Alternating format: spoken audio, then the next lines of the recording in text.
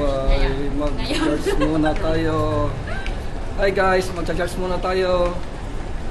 Hindi puro ano, church first. hindi puro trabaho.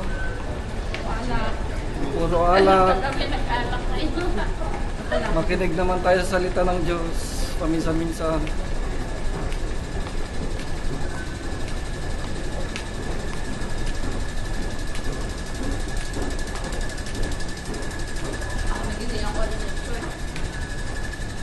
Aga kong nagising. Basta Sunday wala.